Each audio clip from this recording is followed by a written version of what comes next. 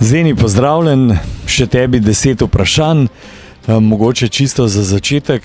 Česa se spominjaš, ko si prvič prišel v Domžale, prvi trening, prva tekma? Pa spomnim se normalno prveg trenerja tu v Domžalah, soigralcev, hotela, v katerem sam bio. In normalno okolja, prišel sam z morja v Domžale, tako malo mi je bilo čudno, prvi par dni, ampak sam se navadil.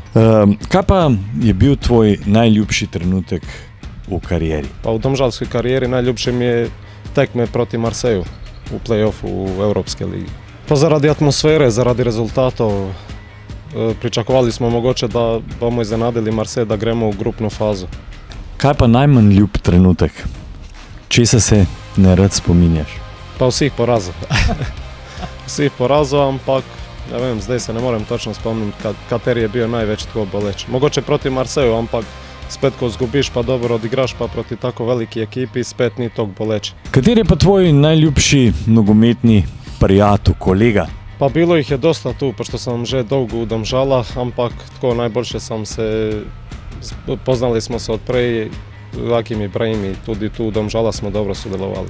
No, zdaj si seveda že zrel igralec, ampak vendarle, koga si imel za vzornika? Zidane, Modrić su bili ti igralci, katere mogoče ima malo drugačni stil, ampak na njih sam največ gledal. Največkrat sam se ugledal na njihove poteze in igre. Zeni, kaj pa najraje ješ, sploh recimo na dan tekme?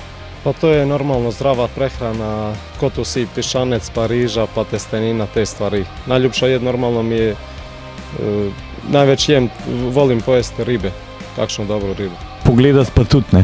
Ja, pogledat pa tudi.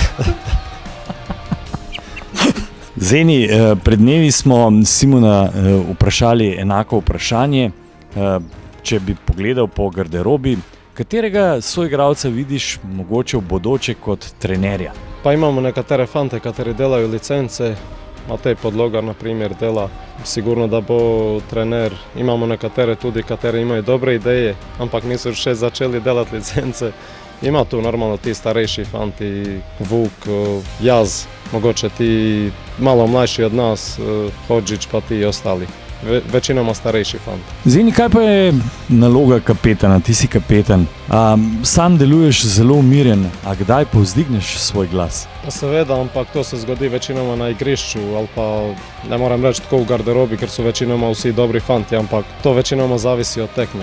Zdaj pa seveda vprašanje, kaj pa mora imeti tisti, ki je dober kapetan? Mislim, spoštovanje od soigralcev mora biti normalno v neku ruku, koliko se da, pravedan, tako reći, u garderobi, da se zna neki red. Normalno mora delati več kot ostali, biti uzornik u radu, u delu in normalno obnašanje na terenu mora biti kapetansko. Zeni, seveda še ni konec svoje nogometne karijere, ampak za konec današnjih vprašanj, kaj bo Zeni počel, ko bo konec karijere in kje bo živel? Kje bom živel, še ne vem, ampak sigurno da se bom ukvarjal s športom, ker sam končal kineziološki fakultet.